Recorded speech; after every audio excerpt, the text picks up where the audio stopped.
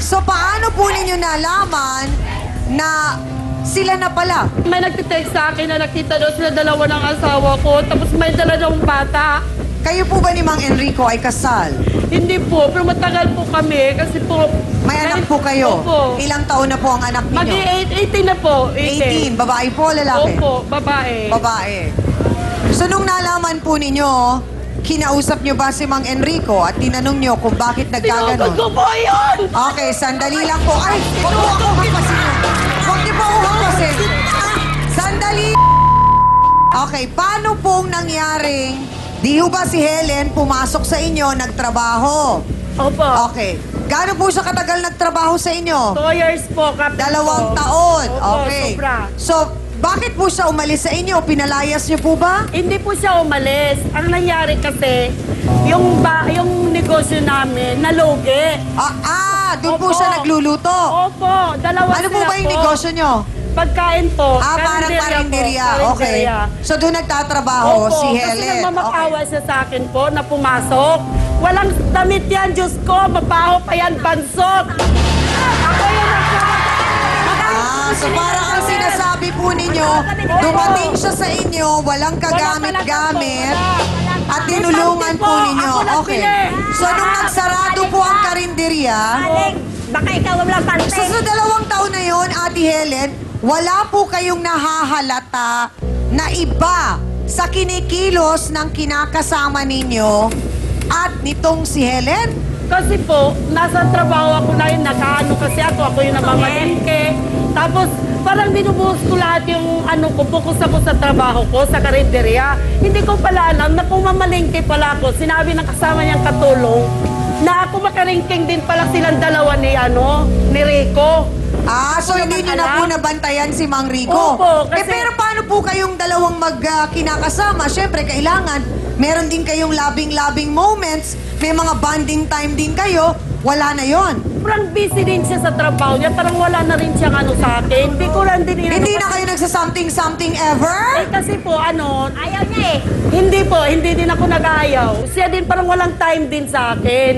Kasi nasa biyahe siya lagi.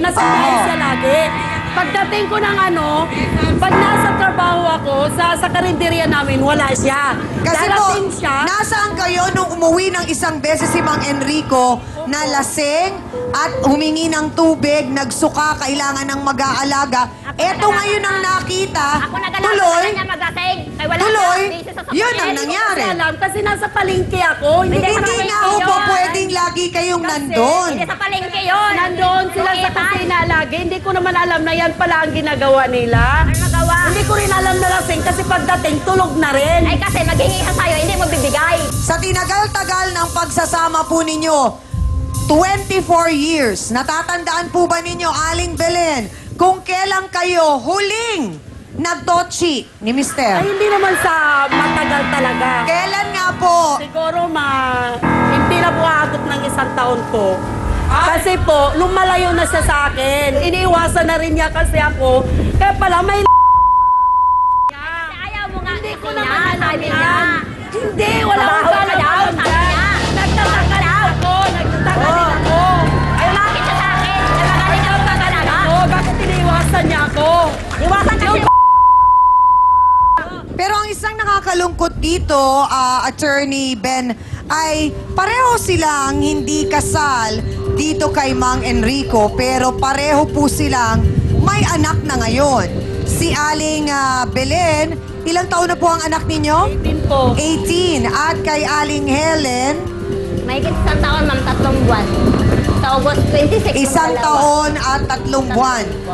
Paano po ang magiging sistema po dito sa sustento? Kasi pareho po silang hindi pinakasalan.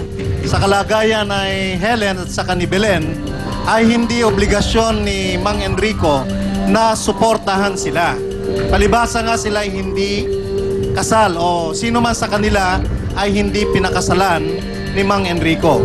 Ngunit maliwanag ang sinasabi ng batas na yung mga anak ni Mang Enrico sa bawat panig sa kalagayan ni Helen at saka sa kalagayan ni Belen, si Mang Enrico ay mayroong obligasyon na suportahan ang kanyang mga anak na ito, tiyang amigo. narinig po natin, sinabi ni Ate Helen na pinangakuan daw po siya ng kasal ni Mang Enrico. So kung pagpalagay po natin na sila ay magpapakasal, paano po ang magiging habol naman ni Aling Belen dun sa sustento ng kanyang anak po na ngayon ay mangyayari, magiging legal ng mag-asawa si Mang Enrico at si Aling Helen? Hindi po mapuputol yung obligasyon ni Mang Enrico sa kanyang anak kay Aling Belen upang ipagpatuloy ang kanyang pagsusuporta doon, Tiangami. So, ibig sabihin nun, malinaw na malinaw, Ate Helen, na kung kayo man ay ikasal ni Mang Enrico, obligasyon pa rin niya na bigyan ng sustento ang kanyang anak dito kay Aling Belen. Malinaw yon, ha? So, ibig sabihin, hindi mo pwedeng pigilan si Attorney Ben Acosta na ang nagsabi. Salamat po, Attorney. So, hindi po pwede. Magbibigay at magbibigay pa rin. So, mga kasawsawan, eto na. Gusto naming marinig ang inyong boses tungkol sa issue na to, Han. Mga kapatid, ang katanungan na kanino ang simpatsya nyo? Doon ba sa naunang kinakasama for more than 20 years? Sinasabing medyo naging pabayanga at nagkulang sa pag-aalaga. Eto namang puti ay nasa pula pala, ay bago lamang. Wala pa silang 2 taon ni kuya ng lalaki. Pero mukhang maalaga at masarap magluto ng manok. Ay, magboto hands tayo. Pula ba kayo o puti? Taas ang mga placards. Go!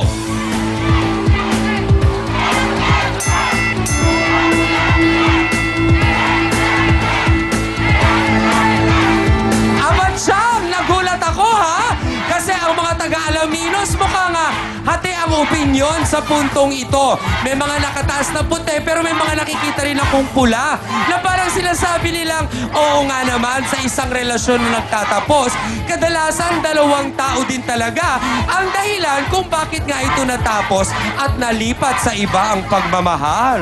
Ay! Yan ang ating boto, Hans. Salamat sa inyo, mga kasawsawan natin dito sa Alaminos. Ito na ang nakakalungkot pa, mga kapatid. Masamang-masama raw ang loob niya dahil itinuring niya na parang pangalawang ina itong si Aling Helen. Pero sa kabila nito, nagawa palang sirain ang kanilang pamilya. Narito po ang anak ni Aling Belen kay Mang Enrico na si Joy Casol. Pasok!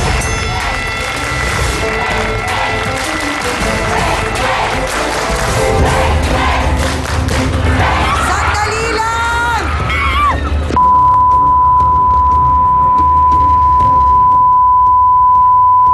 Ang salubin po ni Joy, ating pagkatutukan, magbabalik po ang programang 2 taon nang nagbibigay sa inyo ng aral, uma-umaga, ang Face to Face.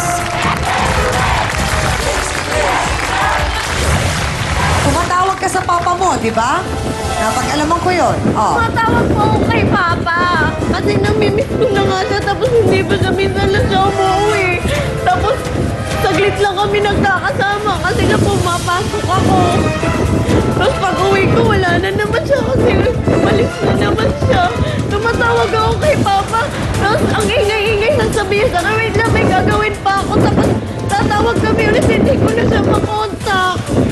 Sa bawat pagbisita ng Barangay Hall on Air, nagkakaisa ang buong barangay sa pagwagayway ng bandilang iniwan ng programa. Face to face! Face to face! Face to face! Face to face!